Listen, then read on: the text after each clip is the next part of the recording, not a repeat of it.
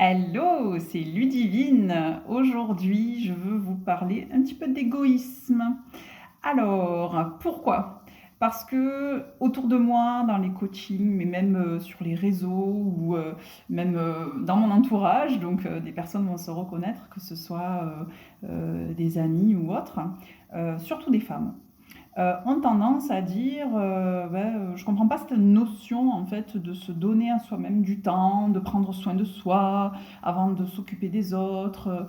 Je comprends pas ça. Et en fait, moi, c'est plutôt l'inverse maintenant que je comprends plus parce que bien sûr j'ai été comme ça, mais je voudrais attirer vraiment votre attention sur une notion particulière. C'est la notion de donner tout le temps aux autres avant de se donner à soi. Et finalement, ces gens-là, ces personnes-là, très souvent, courent dans tous les sens. Elles prennent beaucoup de temps pour s'occuper des enfants, de la famille, des amis. Elles courent à droite à gauche et puis très souvent, elles sont sur la brèche. Elles ne sont pas forcément très heureuses, pas très épanouies et parfois proches du burn-out ou de ce genre de situation un peu compliquée en disant je suis fatiguée, j'aurais besoin de repos. Je pense qu'il y en a qui vont se reconnaître. Et là, je dis, tout simplement, je tire la sonnette d'alarme et je vous dis, vous êtes dans le faux. Pourquoi?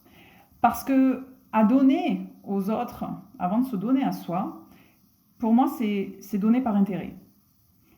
Alors, ça ne va peut-être pas plaire, mais en tout cas, je pense que plus on donne aux autres avant de se donner à soi-même, et plus en fait on recherche une certaine reconnaissance, un certain retour, de l'amour, de l'affection, qu'on nous dise ah mais tu sais t'es la meilleure maman du monde ou t'es la meilleure amie, t'es toujours là pour nous, t'es dispo et ça vient flatter notre ego, mais au final ça dure quelques minutes, quelques instants et il y a toujours ce vide à l'intérieur en fait qui se passe. Pourquoi? Parce que vous ne vous apportez pas l'amour et le temps nécessaire pour avoir confiance en vous, vous aimer, avoir une estime de vous. Et donc vous allez grappiller de tous les côtés cet amour euh, et donc vous faites les choses par intérêt. Donc je sais que ça, ce que je suis en train de dire, ça pique un peu, mais pour illustrer vraiment ce propos-là, je vais vous raconter ce que moi j'ai vécu lorsque ma fille est née. Parce que j'étais exactement comme ça. Je pensais jamais à moi, les autres passaient avant, et je faisais tout pour satisfaire les autres. C'est exactement le mot, satisfaire. Et puis ma fille est arrivée, et bien sûr, quand on rentre de la maternité, on est un peu perdu quand on est jeune parent. Et la sage-femme qui vient faire la visite s'installe face donc, au papa et face à moi, en demandant tout simplement qui est la personne la plus importante dans cette pièce. Et là, notre réponse tout de suite, c'est le bébé. Tout faux. C'est qui la personne la plus importante? C'est la maman, surtout quand elle allait. Et là, ok, oui, d'accord, ok, ça paraît concret. Mais euh, pourquoi? Comment? Parce que si elle tombe malade, elle peut plus allaiter. Si elle n'est pas dispo, si elle est en dépression, elle peut pas s'en occuper correctement.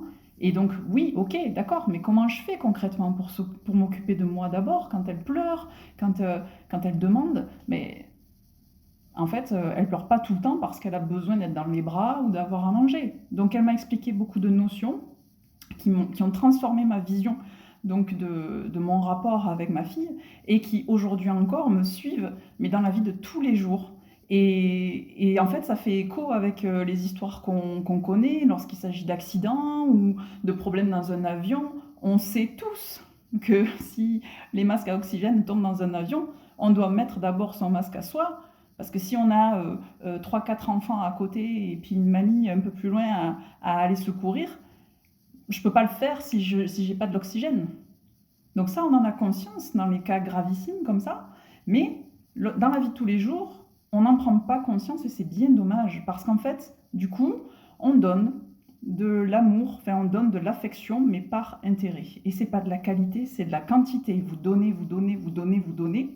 Et ce que vous recevez, bien sûr, n'est jamais assez, donc vous continuez à donner et vous vous épuisez. Donc je sais que ça doit un peu bouleverser, mais quelque part, je pense qu'il est extrêmement important que vous compreniez l'intérêt de passer numéro un dans votre vie, parce que lorsque vous passez numéro un dans votre vie, c'est comme quand vous êtes dans cet avion, que vous avez besoin de mettre le masque, vous allez pouvoir secourir un plus grand nombre de personnes, vous allez pouvoir faire encore plus pour les autres et de la qualité. Donc, c'est extrêmement important de se rendre compte de l'importance de le faire dès aujourd'hui, dès maintenant, dans la vie de tous les jours. Prendre soin de soi véritablement, mais s'aimer, s'apporter de l'estime, s'apporter de l'amour, s'apporter du temps de qualité pour pouvoir vraiment en donner encore plus autour de soi. Alors, je ne sais pas si vous êtes d'accord ou pas avec tout ce que je viens de dire, mais en tout cas, essayez de voir si ça vient vous titiller. Laissez-moi un message ci-dessous, envoyez-moi des messages privés, il n'y a pas de souci, je prends tous les commentaires et je vous répondrai avec grand plaisir, mais surtout, prenez soin de vous. À bientôt!